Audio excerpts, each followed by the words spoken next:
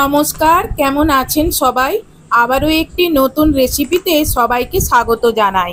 আজ দেখাবো oil free mayonnaise কিভাবে তৈরি করতে হয়। কাজু বাদামটা আধ ঘন্টা আগে ভিজিয়ে রাখতে হবে, আর সাথে রাখবে অরিগ্যানো, চিলি ফ্লেক্স, লেবু, পনির, আর সাথে একটু দুধ। প্রথমে পনিরটাকে এইরকম হাতে করে একটা গ্রাইন্ডারের জারে ক্র্যাশ করে নিয়ে নেব।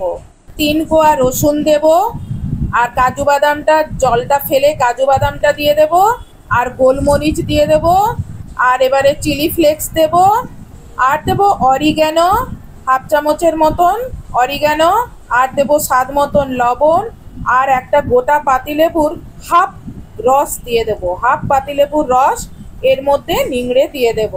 আগে থেকে ফুটিয়ে রাখা ঠান্ডা করা দুধ, এবার এর মধ্যে অল্প অল্প করে দুধ দিয়ে গ্রাইন্ড করে নেব। আমার গ্রাইন্ডারের জারটা বড় হয়েছিল আর এটা করতে অসুবিধা হচ্ছিল, আমি পরে ছোট জারে ট্রান্সফার করে নিয়েছি। এই দেখুন কত সুন্দর পেস্ট হয়ে গেছে। ছোট গ্রাইন্ডারে অল্প পরিমাণে করেছি, তাই জন্য ছোট গ্রাইন্ডারে করতে বেশি সুবিধে হলো।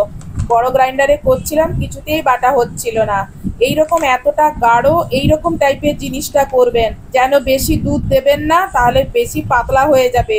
অল্প অল্প করে দুধ দেবেন। হয়ে গেলে এইরকম একটা কন্টেনারের মধ্যে রেখে দেবেন। একদিনে তো শেষ করতে পারবেন না, এটি ফ্রিজে 2-3 দিন রেখে আপনি খেতে পারবেন। প্রত্যেকদিন পাউরুটিতে এরকম লাগাবেন আর খাবেন। এটা একবার আপনারা বানিয়ে খেয়ে দেখুন, এর টেস্ট কত সুন্দর। এর মধ্যে কিন্তু আমি দেখুন একটুও কিন্তু তেল দিলাম না। এটা বাচ্চা বুড়ো সবাই কিন্তু খেতে পারে, আর এটা অয়েল ফ্রি, মানে এর মধ্যে দেখুন একটুও কিন্তু তেল দিইনি। একবার আপনারাও এইভাবে বানিয়ে খেয়ে দেখুন, কি সুন্দর এর টেস্ট। আর আজকের ভিডিওটি বা রেসিপিটি যদি আপনাদের ভালো লেগে থাকে, তাহলে ভিডিওতে লাইক, কমেন্টস অ্যান্ড শেয়ার করবেন। Thank you.